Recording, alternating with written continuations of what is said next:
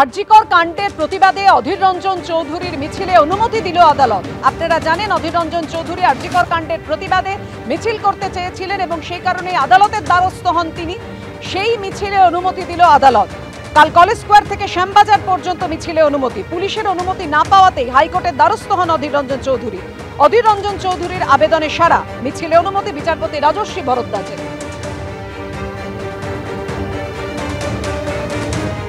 হলদিয়ায় অপরিশোধিত ভোজ্য তেলের পাইপলাইন ফুটো হয়ে বিপত্তি এবং ইতিমধ্যেই হুড়োহুড়ি পড়ে গেছে এই ভোজ্য তেল সংগ্রহ করতে। পুকুরে নেবে ভোজ্য তেল নিতে হুড়োহুড়ি স্থানীয়দের।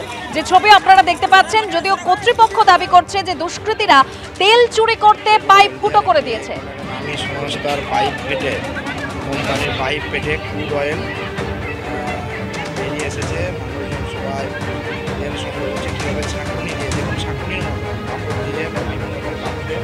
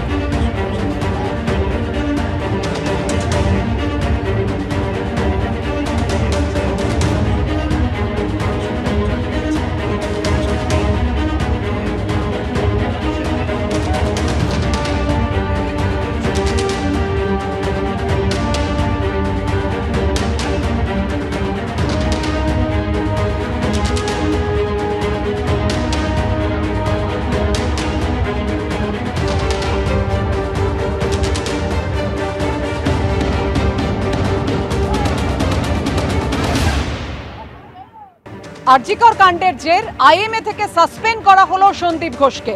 আইএমএ ডিসিপ্লিনারি কমিটি এমনই সিদ্ধান্ত নিয়েছে। আপনাদের জানিয়ে রাখবো, চিকিৎসককে ধর্ষণ খুনের ঘটনার পর আইএমএ জাতীয় সভাপতির নেতৃত্বে কমিটি গঠন হয়। মৃত নির্যাতিতার পরিবারের সঙ্গে কথা বলার সময় সমব্যথী ও সংবেদনশীলতার অভাব। নির্যাতিতার পরিবারের সঙ্গে অনুভূতিহীন কথা বলেন আরজিকরের প্রাক্তন অধ্যক্ষ সন্দীপ ঘোষ। সর্বসম্মতভাবে সন্দীপ ঘোষকে সাসপেন্ড করার সিদ্ধান্ত আইএমএ ডিসিপ্লিনারি কমিটির।